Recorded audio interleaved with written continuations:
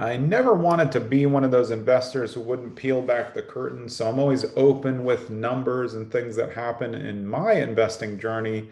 So today I'm trying to figure out what to do with a $10 million plus offer on one of my properties. But let's get something straight. When I'm up in that range, I do not own this property all by myself. I'm a limited partner along with my sister. We each own 10%. So still very, very good deal for us. We've held the property for many years, probably 25, 30 years, and it's finally ripe. But what happens when you've been investing your whole life and then all of a sudden the big whale comes in and it sounds amazing?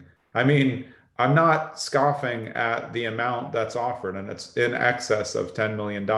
But the question is, what's the property worth? How did we get here? My name is Jonathan Green. I've been investing for more than 30 years. I run an on-market real estate team called Streamline Properties On Market, brokered by eXp Realty. I have an off-market property acquisition and coaching firm called Streamline Properties.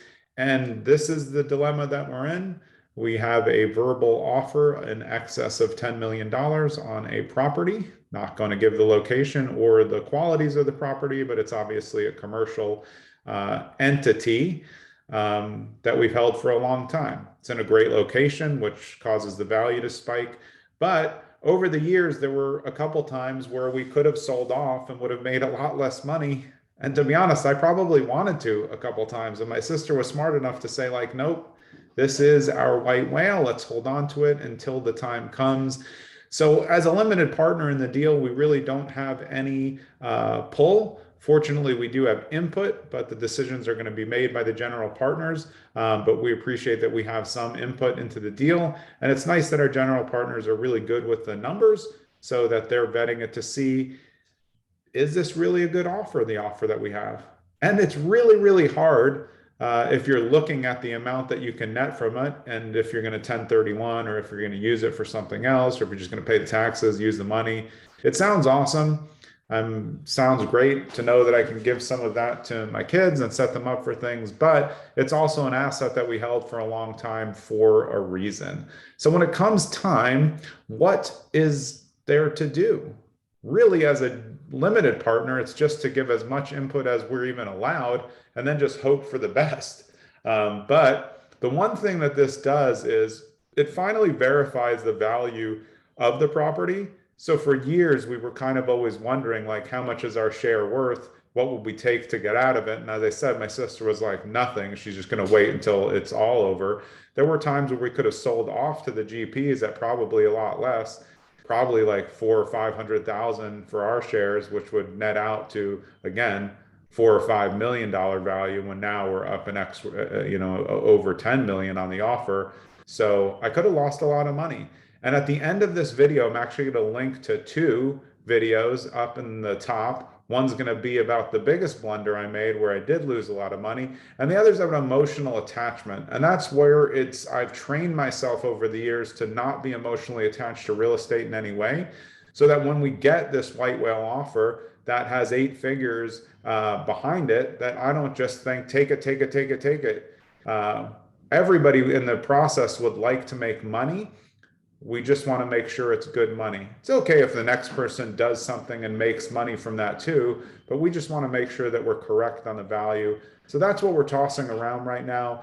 I know some people don't like to hear the terms, or they think people are showing off. I really doesn't make any difference to me. My bad deals, my good deals, what I have, what I don't have. The only reason that I bring things to the forefront is just to give an idea. One, that I really have been doing this for a long time, and a lot of it was done by my dad, and then it was pulled in. My dad was the smartest investor that I've ever known. And fortunately, I took a lot of that with me. And some of that means properties that he sourced and put in my name when I was younger. But I'm old now. So now my sister and I have been dealing with them and trying to figure out what to do with as much input as we can have. So as you get along in your journey, you want to focus on that emotional attachment, because at some point you're going to get the best offer on some property that you've ever had. And if it is the best, you want to take it. And that's the one thing I have to say. You'll hear in one of the videos at the end, I was a little too big for my britches and I didn't take the first offer because I thought I was special, and it blew up in my face. But now I'm just about trying to figure out, is this the best deal? And we'll see. Hopefully, we'll have some good news shortly.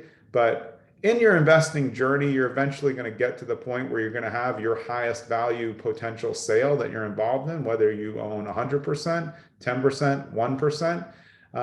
And that's just part of the scope. But you have to treat each deal the same way and not get overly hopped up with what you can take from it.